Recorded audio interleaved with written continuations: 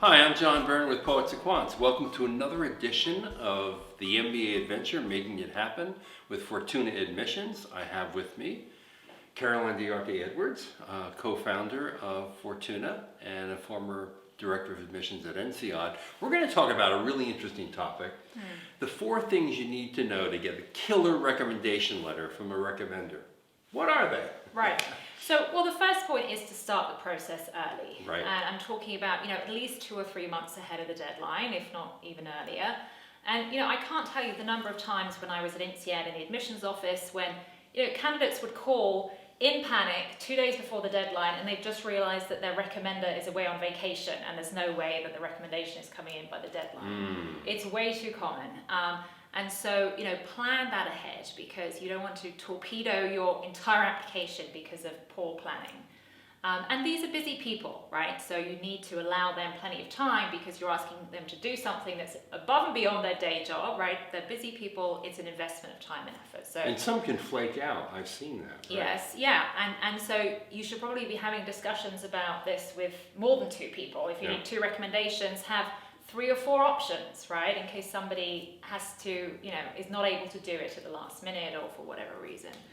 And then the second point is when you approach your recommender, don't just ask them, would you be willing to write a recommendation for me? Ask them, would you advocate for me? Big difference. Right. So, and how they react to that will give you an indication of whether they're willing to be your champion. Or, if there's a risk that they might write a more lukewarm recommendation. And, it's really important that you get someone who's going to be willing to step up and to write a really passionate recommendation that gives some great detail about, why you are the best candidate. Or And why having you're a been on the fantastic other candidate. side of this, reading many of these, you Yes. know that recommenders often surprise applicants. Yes, and we've rejected people who, they look good in every other way, but they've obviously completely misunderstood their relationship with the recommender, and the recommender has given no detail or even said quite negative things about them. I've seen that as well, and it's a disaster for the application. So, it's such a shame after the candidates put so much time and effort into everything else to have the recommender let them down. So, And number 3. Number 3 is facilitate the process and coach your recommender. So you need to sit down with them, you need to spend some time with them and brainstorm, what do they see as your strengths and weaknesses? They may have a different perspective from you. And also, jog their memory on what your achievements are and what you've done because they're probably working with many junior associates. They may not have been working with you in the last year. It might be someone that's your former boss. And you need to remind them because, it might not all be fresh in their mind. Should you write a memo for them? It's a good idea to give them some bullet points after you've had that discussion to remind them, here are the key points that we discussed. And, also discuss with them your weaknesses because that's something that they will need to address. Right. And if they don't address that properly, if they sort of, skate over the question, it looks inauthentic, right? Everybody has some weakness, right?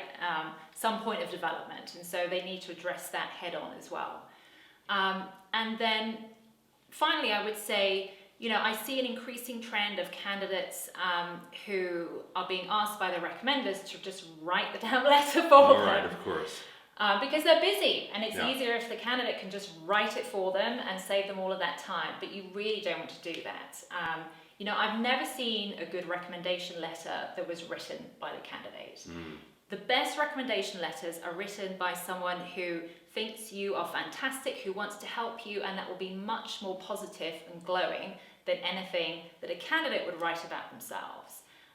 So, it's never a good idea to write it yourself for ethical reasons as well as, the file reader is very well trained at picking up on parallels in style. So they'll be able to tell if the same person has written the essays and 1 or 2 of the recommendation letters. So you don't want to have too heavy a hand on the content. You need to make sure that you line your recommender up well in advance so that they've got the time to work on it themselves. And then a thank you.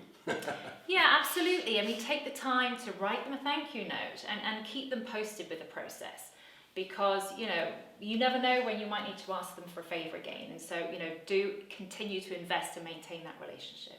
Carolyn, thank you. So now I know how to get a killer recommendation letter. Hope you do too. This is John Byrne with Poets and Quants. Watch our other episodes of the MBA adventure, Making It Happen with Fortuna Admissions.